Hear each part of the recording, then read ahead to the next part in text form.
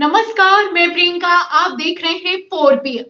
क्या राजस्थान का चुनाव बीजेपी के मंत्री के हारते ही अब पूरा का पूरा खेल एक्सपोज होता हुआ नजर आ रहा है? क्या 2024 लोकसभा चुनाव के लिए ईवीएम की सेटिंग कर ली गई है?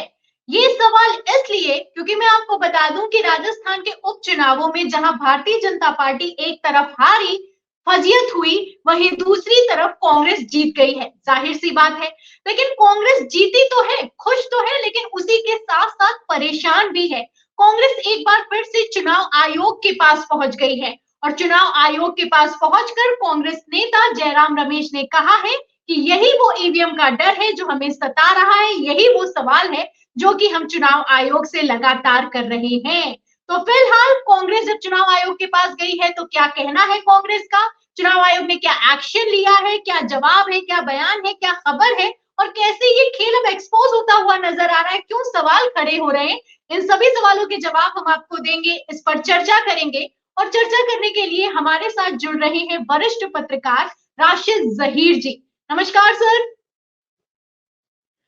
सर, खबरें निकलकर सामने आई कि राजस्थान में उपचुनाव में भारतीय जनता पार्टी का मंत्री हार गया, 12,500 वोटों से ज्यादा की अंतर से हार गया और जैसे ही हारा वैसे ही सवाल खड़ा किया जाने लगा, क्या ईवीएम के सवालों को खत्म करने के लिए मंत्री को हरवाया गया है? छोटे छोटे चुनाव भारतीय जनता पार्टी इसलिए हार जाती है क्योंकि वो बड़ा चुनाव जीत सके। कई तरह के सवाल खड़े हो रहे हैं सर, क्या कहेंगे इन पर? प्रियंका, देखिए, इसके बारे में तो कोई ऑथेंटिक बात तो हमारे पास है नहीं कि हम ये बता दें कि भारतीय जनता पार्टी ने इस काम को कराया या नहीं कराया। लेकिन लोग सवाल हमेशा से उठाते आए हैं। कर्नाटक के चुनाव के बारे में हो, हिमाचल के चुनाव के बारे में हो, जब ये कहता सत्ता पक्ष कि आप लोग कैसे जीत गए अगर ईवीएम के अंदर कुछ गड़बड़ थी, तो लोगों ने उसके जवाब में ये कहा है, बहुत सारे विपक्ष के नेता हैं, कि आप कुछ स्टेट्स या कुछ चुनाव जितवा देते हैं और बाकी जब आपको बड़ा खेला करना होता है तो आप कर देते हैं। ऐसा उनका कहना है, हमारा नहीं कहना है। लेकिन सवाल तो उठता है कि जिस मंत्री को आपने, विधायक को बिना जीते मंत्री की शपथ दिला दी, अचानक वो हार गया, तो सवाल वहां कई तरह के उठ रहे हैं कि एक तो ये है कि क्या राजस्थान के अंदर आपने जब चुनाव जीता, जबकि वहां अशोक गहलोत के बारे में हवा बहती हुई बताई जा रही थी, उनके काम वाकई उनको सलाम किया जा रहा था, लेकिन उसके बावजूद भी मध्य प्रदेश या छत्तीसगढ़ या राजस्थान के अंदर कुछ ऐसे, मैं कह सकता हूँ, कुबूल ना करने लायक, हाँ, ऐसे कुछ रिजल्ट निकल कर आए, मुझ पे कोई ढंग का शब्द नजर नहीं आ रहा था इस समय, तो जो लोगों के गले से उतरना बंद हो गया। तो उन्होंने सोचा कि आखिरकार यार अशोक गहलोत भी हार गए इतना शानदार काम करके, भूपेश बघेल भी, तो उस समय पता ये आरोप ये लगे कि ये ईवीएम के अंदर कहीं ना कहीं कोई ना कोई गड़बड़ी है, क्योंकि जमीन पर तो कुछ और नजर आ रहा था। ऐसे ही अब ये चुनाव, जो उपचुनाव हुआ, उपचुनाव के अंदर एक बात तो ये निकल कर आ सकती है इसमें कि क्या जमीनी हकीकत यही थी जो वहां कांग्रेस का कैंडिडेट जीत गया? अगर जमीनी हकीकत ये थी, आप ईवीएम के अंदर खेल नहीं कर पाए, तो उसका मतलब ये कि राजस्थान के अंदर कोई ना कोई ऐसी गड़बड़ी हुई है। लोगों का सवाल आते हैं, हमारे तो सिर्फ उनके बात को कहना होता है। लगातार सवाल खड़े कर रहा है, ये भी बात कही जा रही है, लगातार विपक्ष के नेता ये भी सवाल खड़े कर रहे हैं कि जब रिजल्ट और वोटिंग में ज्यादा अंतर होता है, ज्यादा दिनों का अंतर होता है, तो खेल हो जाता है, तब भारतीय जनता पार्टी वहां पर नहीं जीत पाती है। यही तेलंगाना को लेकर कहा गया कि तेलंगाना में अभी अभी वोटिंग हुई और अभी नतीजे निकलकर सामने आ गए, और वैसे भी 5 राज्यों के चुनावों में अगर 4 राज्य भारतीय जनता पार्टी जीत जाती तो वैसे भी चुनाव आयोग पर सवाल खड़े हो रहे हैं, तो ये सवाल और भी ज्यादा मजबूत हो जाते। तो एक स्टेट जिता देते हैं, इससे ये रहे कि आप सवाल खड़ा करें तो हम ये कह सकें कि आप ये राज्य जीत गए थे या फिर कि आप वो सीट जीत गए थे। लेकिन सबसे बड़ा सवाल सर, मौजूदा सवाल ये खड़ा होता है कि सीट बंटवारे से ज्यादा इंडिया गठबंधन को 2024 लोकसभा चुनाव के पहले ईवीएम का डर सता रहा है।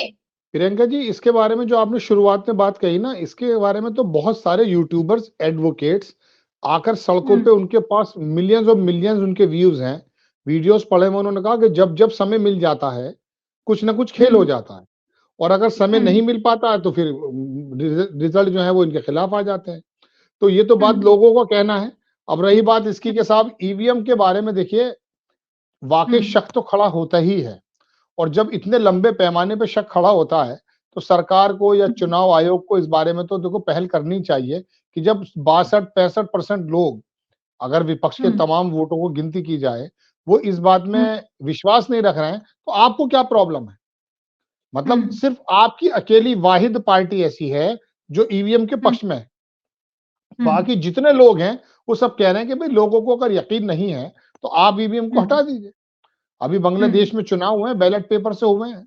आप कितने एडवांस हो गए, तो जब इतनी ज्यादा मतलब शक की सुई घूम गई है, तो इसमें कोई मुजायका नहीं है कि आप कह दें कि चलिए साहब आप लोग, लेकिन अब इसी तरह के हर चुनाव में निकल करके आते हैं। और कई बार तो हमने देखा गुजरात के अंदर जो नगर निगम के नगर निकाय के चुनाव हुए थे, कहीं उपचुनाव हुए थे, वहां बैलेट से हुए हैं, वहां पे भारतीय जनता पार्टी हारी थी।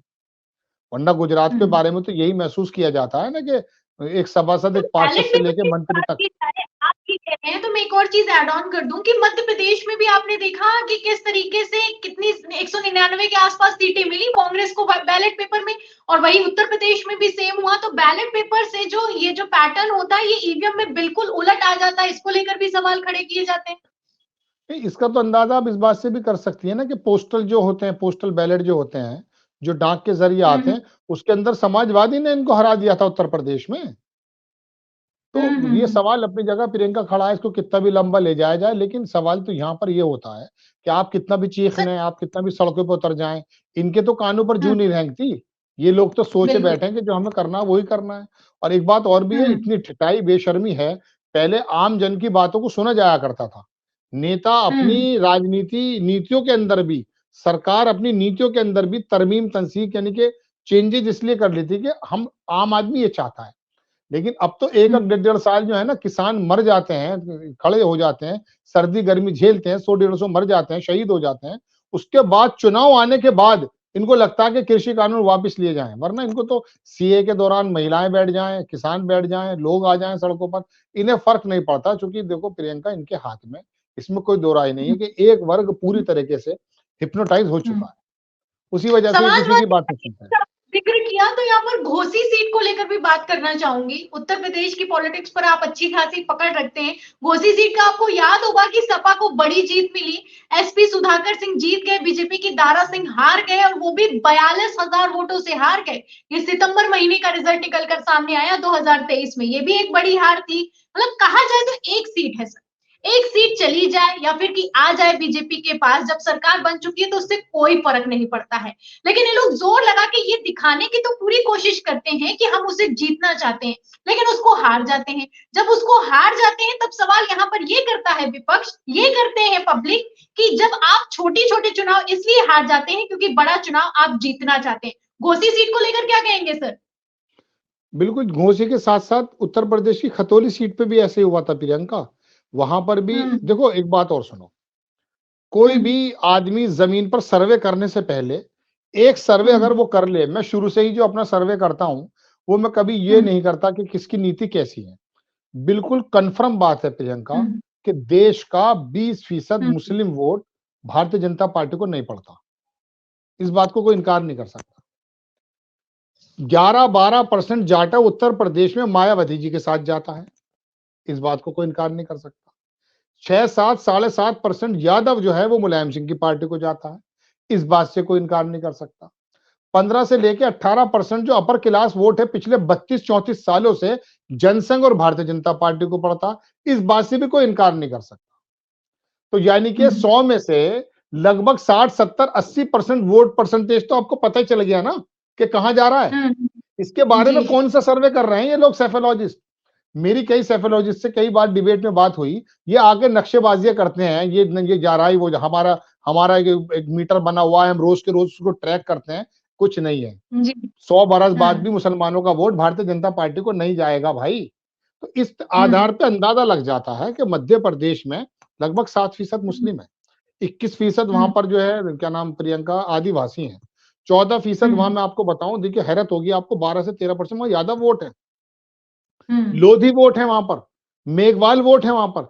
इन वोटों का बिल्कुल क्लियर था कि ये वोटें कहां जा रही हैं, लेकिन जब ईवीएम या चुनाव हुए तो पता चल गया। एक बात और बताता हूं आपको, बहुत ही टेक्निकल और इंपॉर्टेंट बात है जो आपको भविष्य में भी काम देगी।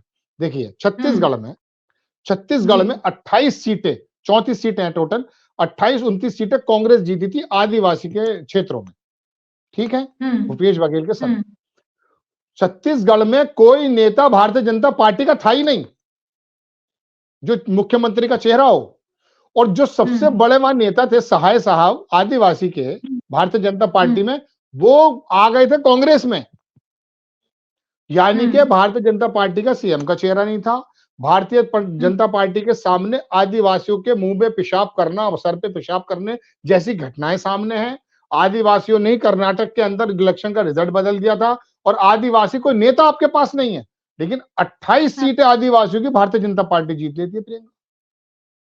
अब ये तमाम चीजें तो देखो डाइजेस्ट करना, गले से नीचे उतरना, हम जैसे बुद्धिजीवी, मतलब हम तो बुद्धिजीवी नहीं है, हमारे सामने नहीं आती। जब रिजल्ट आए 4 PM पे मैं संजय सर के साथ था, वहां सब लोग अपनी अपनी बातें कर रहे थे। मैंने कहा जी मैं इन रिजल्ट को इसलिए नहीं मानता क्योंकि मेरा तजुर्बा ये कह रहा है कि यादव वोट कहां पर है, एससी वोट कहां पर है, आदिवासी वोट कहां पर है, मुस्लिम वोट कहां पर है। जब मैं 100 में से 75-70% वोट मुझे मालूम है कहां जा रहा है, तो मैं कैसे मान लूंगा इस रिजल्ट को कि आदिवासियों की 28 सीटें जो हैं भारतीय जनता पार्टी को चली गई। बिल्कुल गलत। मैं दावे से तो नहीं कह रहा हूं, लेकिन पूरा का पूरा तजुर्बा इस बात पे लग चुका है कि मुसलमानों का 7% वोट बता दिया इन्होंने कि भारतीय जनता पार्टी को चला गया। 2017 में वेस्ट यूपी का जाट किसान जितने ज्यादा वोट दिया था भारतीय जनता पार्टी को, उससे ज्यादा वोट 2022 में दे दिया। हाउ कैन इट पॉसिबल कि आपने 150 किसानों को शहीद करवा दिया, 1.25 साल वो वहां पर अपनी जो है आंदोलन में रहे, उसके बावजूद 2017 के मुकाबले जाटों का वोट, किसानों का वोट आपके पास ज्यादा पहुंच रहा है। ये बात जो गले से नहीं उतरती। आप कुछ भी मानते रहिए, आप ईवीएम पे सवाल उठाने वाले को बेवकूफ कह दीजिए, लेकिन यकीन मानिए इसके अंदर बहुत बड़ा खेला है, बहुत बड़ी प्रॉब्लम है। जी प्रॉब्लम है सर, यही तो प्रॉब्लम दिखाई भी दे रही है। क्योंकि अगर बात की जाए, मैं वापस राजस्थान पे लौटूं, तो राजस्थान में जीती है कांग्रेस उपचुनाव में, तो खुशी की तो लहर है ही है। लेकिन इसी के साथ जो दिक्कत है, जो परेशानी है, वो साफ दिखाई दे रही है। क्योंकि उसी दिन चुनाव आयोग के पास फिर से कांग्रेस पहुंच गई है, कह रही है कि जो हमारे इंडिया गठबंधन के सदस्य हैं उनसे मुलाकात कीजिए। और जयराम रमेश ने तो ये भी कह दिया कि यही वजह है जो हम ईवीएम पर सवाल उठा रहे हैं। यानी कि कई सवाल उठाए जा रहे हैं। आप जानते हैं कि पहले ही चुनाव आयोग ने अभी 1 हफ्ते पहले कह दिया कि हम नहीं मिलेंगे, मिलने का समय नहीं देंगे, क्योंकि ईवीएम एकदम मजबूत है। आपसे सवाल किया जा रहा है, आप जो चीज कह रहे हैं उसको साबित करके दिखाइए। क्योंकि कई ऐसे वीडियो सोशल मीडिया पर वायरल हो रहे हैं, जिसको लेकर हम खबरें भी रिपोर्ट कर रहे हैं कि ईवीएम और वीवीपैट में किस तरीके से हैकिंग होती है। लाइव वो लोग डेमो देकर बता रहे हैं। इस पर किसी तरह का चुनाव आयोग जवाब नहीं देने के लिए तैयार है, पहली बात। और दूसरी बात, मिलने के लिए भी नहीं तैयार है। अब दोबारा से कांग्रेस की तरफ से चिट्ठी लिखी गई है सर, तो क्या कहेंगे सर? क्या ये खेल जो है ये एक्सपोज होता हुआ नजर आ रहा है? क्या ये इंडिया गठबंधन अच्छे से समझ रहा है कि क्या तैयारी की जा रही है? उपचुनाव जीतने के बावजूद भी कांग्रेस ने उसी दिन को क्यों चुना चुनाव आयोग से को चिट्ठी लिखने के लिए?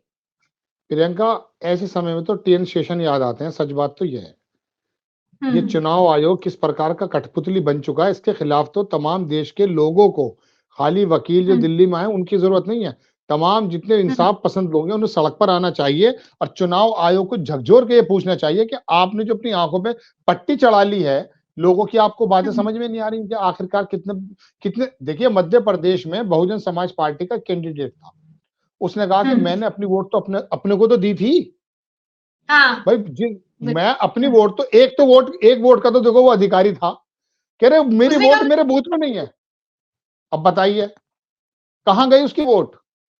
तो अब एक बात नहीं है, एक आदमी ने जब ईवीएम के अंदर खेला इन द सेंस उसके अंदर बताया, तो उसको चुनाव आयोग ने महाराष्ट्र, उसने कहीं से इंतजाम करके ईवीएम का इंतजाम कर लिया था।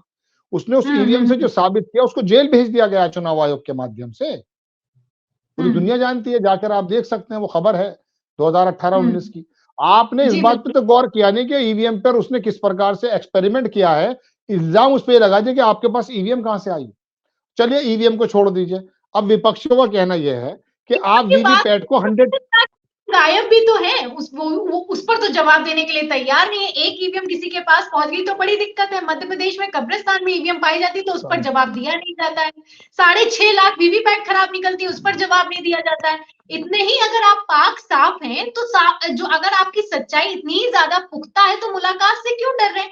एक सवाल सर यहाँ पर यह भी खड़ा होता है कि यहाँ पर अभी हाल ही की अगर मैं बात करूं तो भोपाल में तकनीकी खराबी के बाद दावा किया गया कि ईवीएम से फर्जी वोट डलवाए जा रहे हैं। खबर भी आप देख सकते हैं सर, 10 ईवीएम बदली गई, जब उसके बाद में बीजेपी और कांग्रेस के कार्यकर्ता भी आपस में भिड़ गए। तो ऐसा बिल्कुल भी नहीं है कि सबूत भी है सर, अमेरिकी साइंटिस्ट ने बकायदा हैक करके भी दिखाया, सबूत भी है, लेकिन इन सब सबूतों के बावजूद एक एक्शन लिया है चुनाव आयोग ने। सर इसको मैं ऐड करके आपसे एक आखिरी सवाल भी ये लेना चाहूंगी कि एक एक्शन लिया है चुनाव आयोग ने। चुनाव आयोग की तरफ से कहा गया है जो वीडियो है, जो हम और आप बातें कर रहे हैं, ईवीएम और वीवीपैट को लेकर सवाल खड़े कर रहे हैं, अगर ईवीएम और वीवीपैट को लेकर बातचीत हो रही है तो उसके नीचे, यूट्यूब के नीचे एक डिस्क्लेमर लगा दिया जाए और इस डिस्क्लेमर से ये बता दिया जाए कि जो ईवीएम है और वो वीवीपैट है वो एकदम मजबूत है। तो आप समझिए सर, ये लोग जवाब देने के लिए तैयार नहीं है, लेकिन इनडायरेक्ट तौर पर किस तरीके से यूट्यूब पर भी चुनाव आयोग शिकंजा कस रहा है,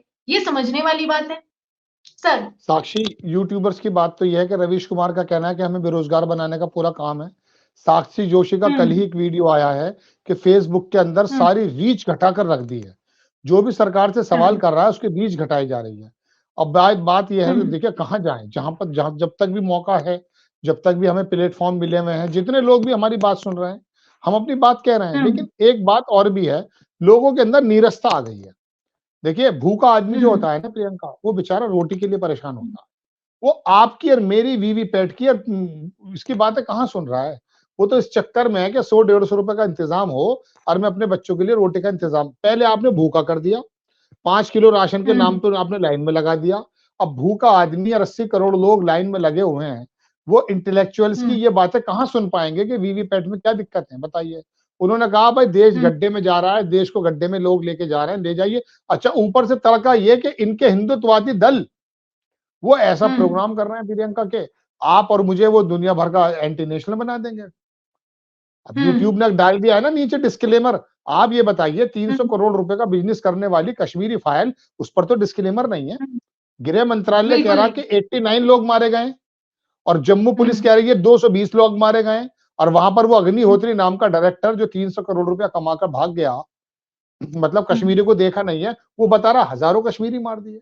बताइए उस पर डिस्क्लेमर क्यों नहीं लगता तुम्हारा? यार विरोधी मीडिया के अंदर रोजाना रात को मैं अभी खोलकर दिखा दूंगा आपको कहां पर जहर नहीं परोसा जा रहा है। डिस्क्लेमर नहीं है, 2000 के नोट में चिप लग जाती है, उस पर भी डिस्क्लेमर नहीं है। राजस्थान में बुलडोजर को लेकर अमन चोपड़ा जो खबरें चलाते हैं उसका पर भी डिस्क्लेमर नहीं है। डिस्क्लेमर किस पर लगाया जा रहा है? जो मौजूद सवाल खड़ा किया जा रहा है सर। बिल्कुल सही। अब दरअसल प्रियंका ये बातें हमें बराबर हम उठाते हैं, हमारा मकसद सिर्फ इतना ही है कि एविडेंस के बिहाफ पर जो सवाल हमें सत्ता पक्ष से करने चाहिए वो हम बहुत ही संतुलित वे में करते हैं। और लेकिन हमारा काम दरअसल लोगों को बताना ही है। अब लोगों के अंदर इतनी चेतना पैदा हो जाए, धार्मिक जो प्रवृत्ति पैदा कर दी गई है, साधुओं को लाकर और दुनिया भर के धार्मिक अनुष्ठान करके आपको ये बता करके कि देखिए हम जो काम कर रहे हैं हम तो श्री रामचंद्र जी के बताए हुए काम कर रहे हैं, उनसे बाहर निकल कर अगर वो यथार्थ पर गौर करेंगे तो शायद वो समझ पाएंगे।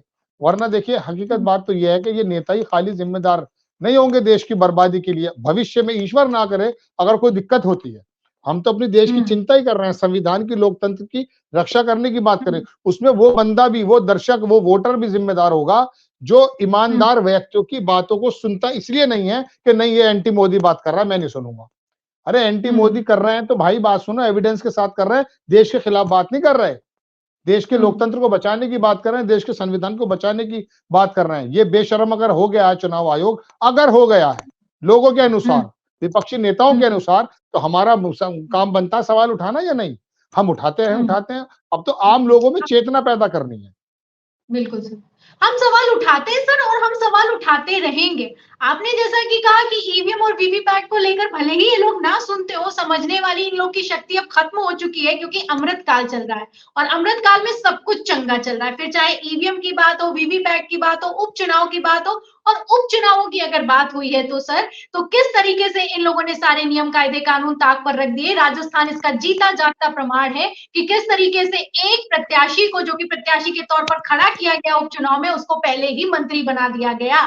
ये सब वो सवाल है जो कि गोदी मीडिया कभी करेगा नहीं, और जो सवाल करेगा उसके चैनल पर, उसके यूट्यूब वीडियो पर नीचे डिस्क्लेमर लगा दिया जाएगा।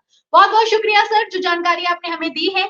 तो ये था फुल अपडेट और ये थी खबरें जो कि राजस्थान के उपचुनाव के बाद से सोशल मीडिया पर वायरल हो रही है, सवाल खड़े किए जा रहे हैं। जहां एक तरफ कांग्रेस जीती है, खुशी की लहर है, कांग्रेस ने खुशियां भी मनाई है, वीडियो निकलकर सामने आए, वहीं दूसरी तरफ चिंता भी सता रही है। उसी दिन एक बार फिर से चुनाव आयोग को चिट्ठी लिखी गई है, सवाल खड़ा किया जा रहा है कि क्या भारतीय जनता पार्टी 2024 लोकसभा चुनाव के लिए राजस्थान का उपचुनाव हार गई है। इस सवाल के जवाब में और इस पूरी चर्चा पर आपकी क्या राय है, हमें कमेंट बॉक्स में जरूर लिखें।